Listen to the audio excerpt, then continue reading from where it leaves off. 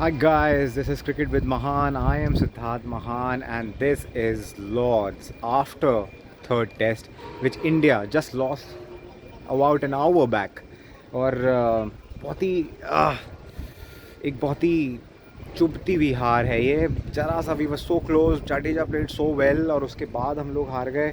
It's just heart breaking है ये. जहाँ पर फैंस इनफैक्ट दुखी उतने नहीं थे जितना मुझे तकलीफ़ हो रही है. फैंस फिर भी खुश थे क्योंकि बहुत ज़बरदस्त एटमॉस्फेयर था. मैं आपको एक बार पैन करके पूरा ये लॉर्ड्स का मैदान दिखाऊंगा.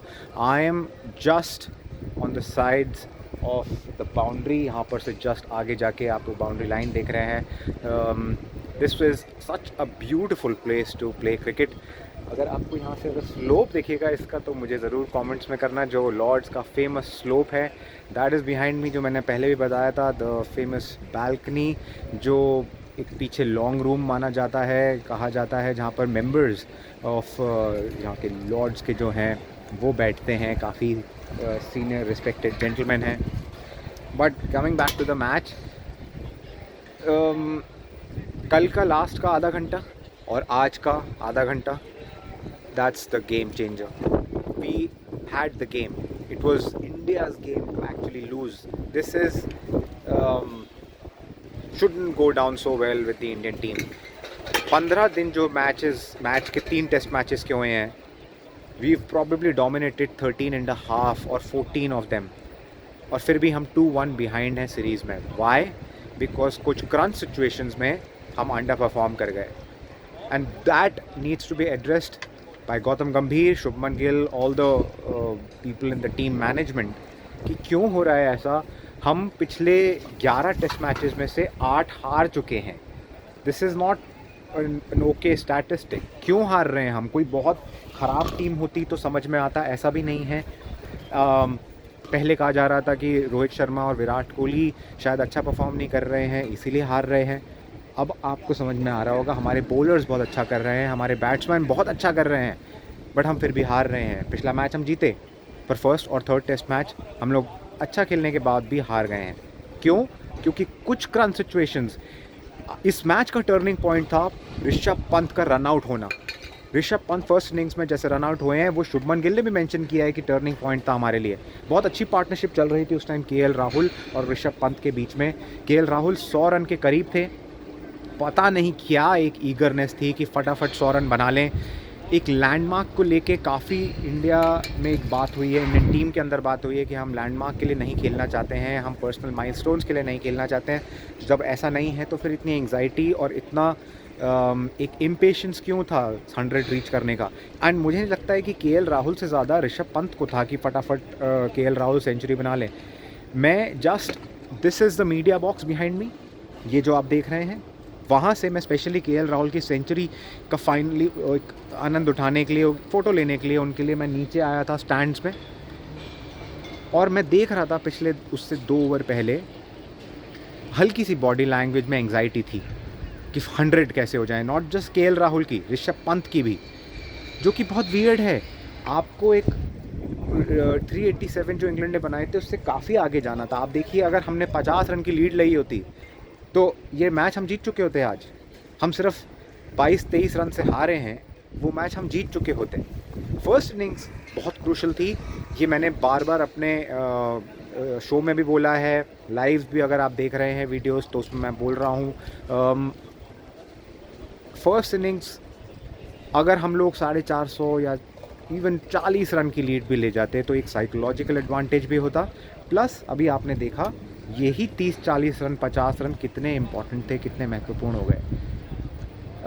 These are the crunch situations. वो पंत का रन आउट होना, एक 87 फॉर 4 थी इंग्लैंड सेकेंड इनिंग्स में. उस समय उनको थोड़ा सा एक लाइट बॉलिंग हो गई, एक थोड़ी सी लूज़ हो गई बॉलिंग. उन्होंने 60 ऑड रन की पार्टनरशिप कर ली.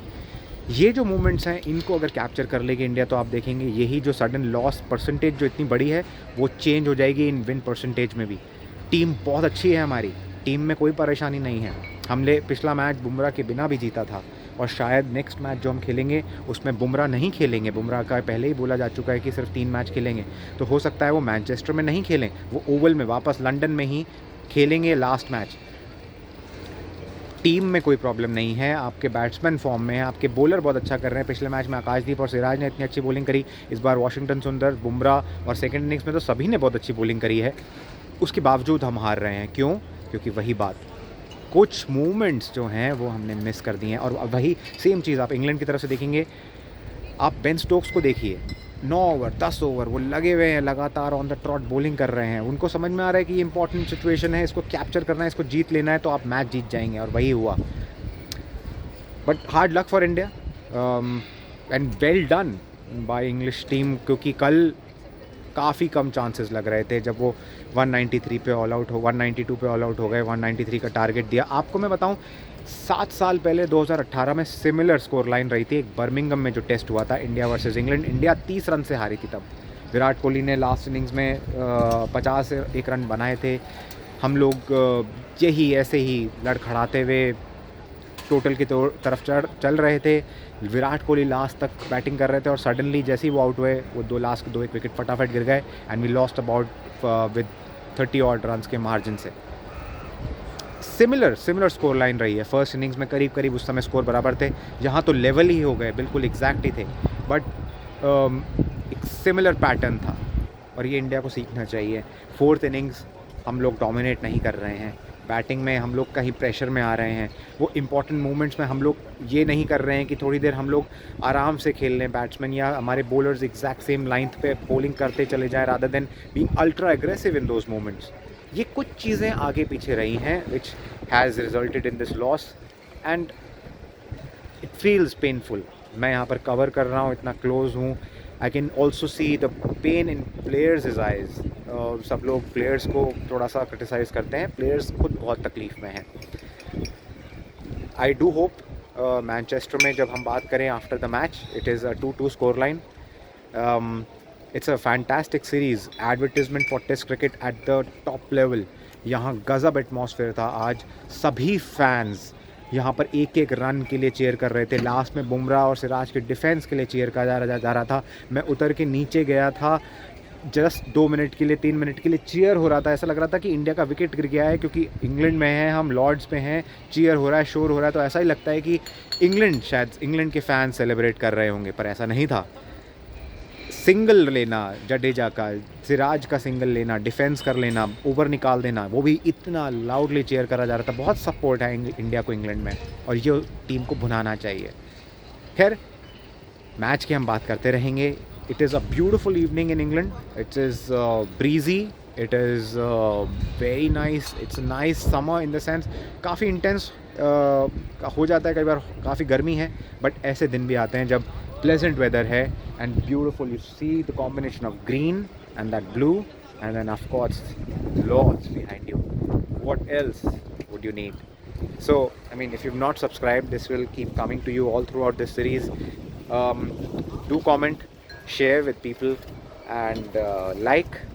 If you've not subscribed, I'm again saying please subscribe and hit that bell icon. I mean, as soon as my video is uploaded, you'll be able to see that. And cheers. Do log on for the next test match. I hope India wins that time. Cheers. See you next time.